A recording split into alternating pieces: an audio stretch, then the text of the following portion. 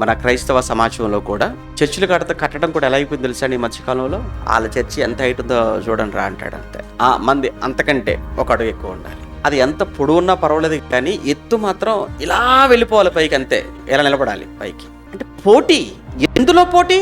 శిఖరాలు, గోపురాలు కట్టుకోవటంలో. ఏమండి, పేరు అనేది మనం కట్టుకున్న దాన్ని బట్టి కాదు, సంఘాన్ని బట్టి రావాలి పేరు. ఏమండి, వాళ్ళకు స్థలం కూడా లేదండి, వాళ్ళు కూడుకోవడానికి ఎక్కడ ప్లేస్ కూడా లేదండి. ఎక్కడో చెట్టు కింద కూర్చుంటారండి, ఏదో రేకుల చెట్లో కూర్చుంటారండి, లేదంటేనేమో ఏదో ఒక చిన్న గుడిసెలో కూర్చుంటారండి, లేదంటే ఏదో ఒక చిన్న అద్దీంట్లో నడుపుకుంటూ ఉంటారండి. కానీ ఆ సంఘం మంచి సంఘం అండి, మంచి మనసులు ఉన్నటువంటి సంఘం అండి, దేవుడిని చాలా భయం ఉన్న సంఘం అండి, భక్తిపరులైన సంఘం, భక్తిపరులైన ఆ సంఘస్థులు ఉన్న సంఘం అండి. అది దేవుని కోసం ఎన్నో ధర్మకార్యాలు చేసే సంఘం అండి, దేవుడి కోసం ఎన్నో కార్యక్రమాలు చేసిన సంఘం అండి. పేరు అనేది ఎలా రావాలి?